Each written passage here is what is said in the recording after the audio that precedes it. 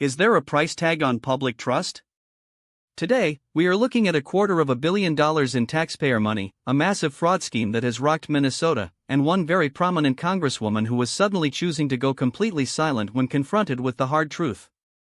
Before we continue, if you want to stay on top of everything happening in US politics, hit that subscribe button right now and leave a like. It really helps this channel grow and ensures you get the updates that the mainstream media often tries to gloss over. The Feeding Our Future scandal is, by any measure, a staggering betrayal of the public. Federal prosecutors say this scheme cost taxpayers roughly $250 million. But the core of the controversy lies in the alleged connection between this massive theft and Representative Ilhan Omar. When confronted in the halls of Congress just this week by Fox News Digital, the progressive lawmaker did something that spoke volumes. She said absolutely nothing.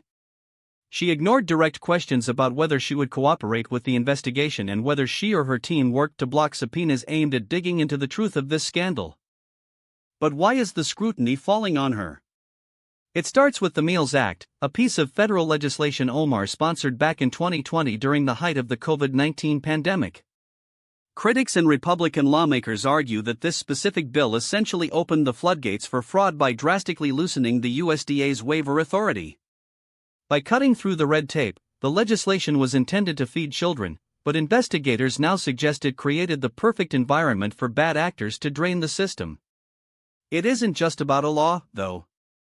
There are documented, uncomfortable ties between Omar and individuals now at the heart of this criminal enterprise.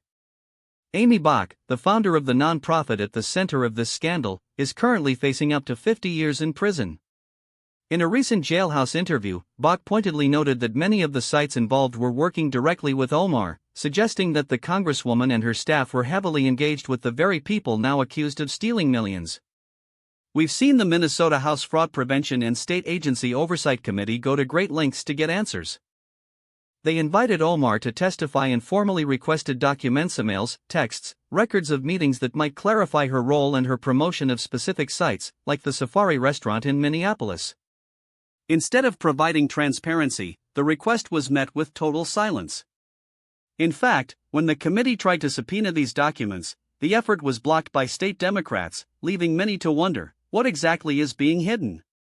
This is compounded by a new 84-page report that paints a damning picture of a culture of tolerance within Governor Tim Walz's administration. The report suggests that oversight was intentionally ignored and that whistleblower warnings were swept under the rug while billions in federal meal and Medicaid funds were siphoned away. So, what does this actually mean? It means we are looking at a systemic failure, and potentially, the involvement of high-level officials who may have enabled, either through incompetence or malice, the theft of public resources on an unprecedented scale.